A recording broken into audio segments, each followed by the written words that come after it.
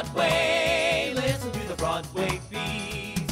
Broadway makes you want to move your feet.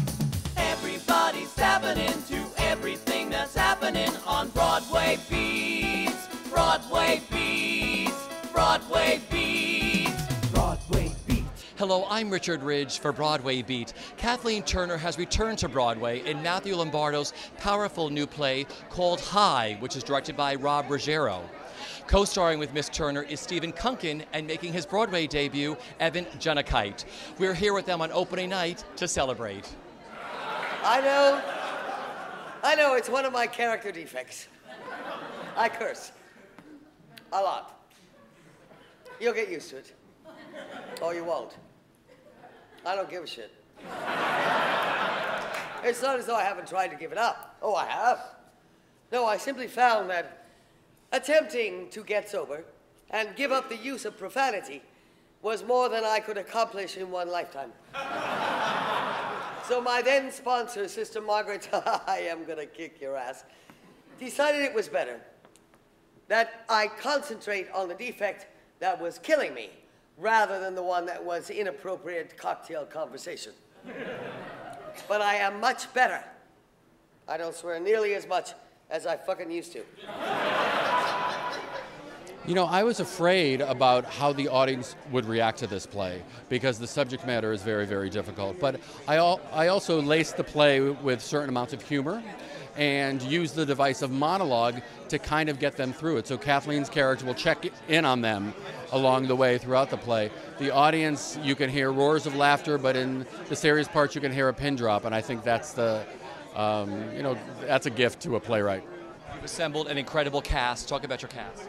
Well, I knew Kathleen. I always said that I wanted Kathleen to do it from the start, and the fact that I was relentless in getting her, we're just so happy that she's on board because she's so perfect for this character. And I like writing roles for women of a certain age, and I think there needs to be more of those. Evan Junakite we found in Philadelphia. We auditioned over 200 actors, and we knew as soon as we saw him that this was going to be the one. And obviously, you know, Stephen Kunkin is just fabulous with his Broadway credits. I'm so blessed to have not just one, but 3 extraordinary actors. I think the play is a powerful message of both addiction and faith. But one thing for me, touches me personally, is that I think a lot of people leave, I'd like people to leave with the belief that they have the power to change people or change themselves. And that to me is what I relate to mostly about the piece. If I want to be in his life now, it has to be on his terms. Meaning that he calls if he wants something, but if he doesn't... Then I stay away. This is textbook behavior. It puts him in control. Right. Father Cody needs far more intensive care than we can offer. I mean, the drugs, the deliberate self-harm, the antisocial, maybe even criminal behavior needs to be addressed. Which is precisely why he's here and what you should be doing. Oh, come on, we're not equipped to deal with that here. No, more importantly, I am not equipped. You have got to call the state. Get him a proper social worker. Well, absolutely not. But we have been given guardianship by the court. Now, if we imply that we are incapable in any way, that could prompt an investigation. We could lose our license, not to mention the funding that accompanies a nonprofit. Oh. So this is a matter of money. It is a matter of principle. Yours or mine? Just do your best with him. I don't know how. Find a way. No. If you are so hell-bent on keeping Cody here, fine. Assign him another counselor. It needs to be you. I think it takes people by surprise because it starts off and there's a lot of humor in it, and you kind of go along with this ride and you're not exactly sure what people's motives are, and then suddenly Matthew pulls the rug out in some ways. Of all of 3 of these people have get flicked down the hill in their own way. So yeah, I mean, I've been amazed, and it's also one of those plays that's really fun to enter into, because you enter into it and you get step by step by step, and then the play sort of builds up for you. It isn't like you have to come in at the height of your agony. The play sort of builds to that, which is very nice. What can you tell us about your character without giving a lot away? Without the spoilers. Father Michael is the head of a faith-based recovery program. He's a Catholic priest, and he has his best nun, played by Kathleen Turner, Sister Jameson. And Father Michael really wants to help this young kid, played by Evan, and named Cody Randall. And he brings this kid into this program, and he pushes and he pushes and he pushes, and you ultimately over the evening you find out why he's so desperate to do it. And some of his motives aren't quite as clean as others, but that's sort of where the play goes, and it's the interesting part of the play. She's amazing. She's out of sight. She's Kathleen Turner, for God's sake.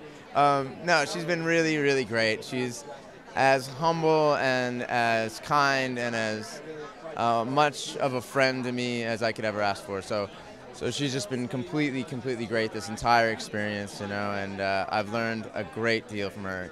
Even as early as 2 hours ago, she was teaching me things about this whole thing, you know. It's a whole new beast and animal for me. New York and Broadway and an opening night and all of that, and Kathleen has been guiding me by the hand the entire time from 8 months ago to now. So Sister Jamie is, well, she's had some terrible things happen to her in her life, and she's made some huge mistakes herself, and she's fought her way back to a balance of between her belief and what her ability to do something about it. And I think that's terribly important. What I love about her, what I feel strongly about in myself is I can't sit back and do nothing. I can't do that. So give me a job, give me something to do. And Sister Jamie, I think, is very much that way. Whether she succeeds or not, she can't just let something be.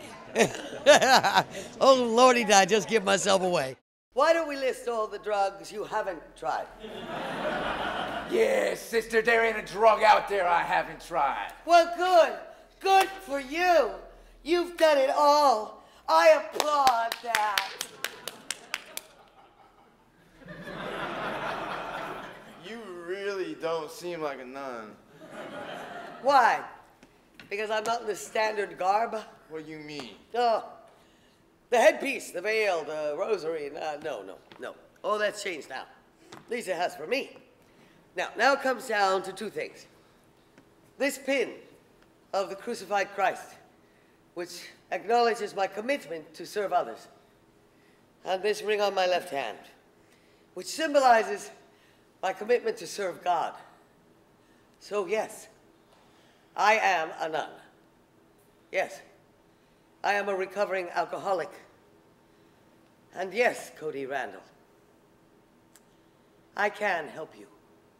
I love the issues in the play. I love the confrontation and the conflict of addiction and of faith and the power of each. And I love the fact that there aren't easy answers, that everything about life and in addiction and faith is a continual searching.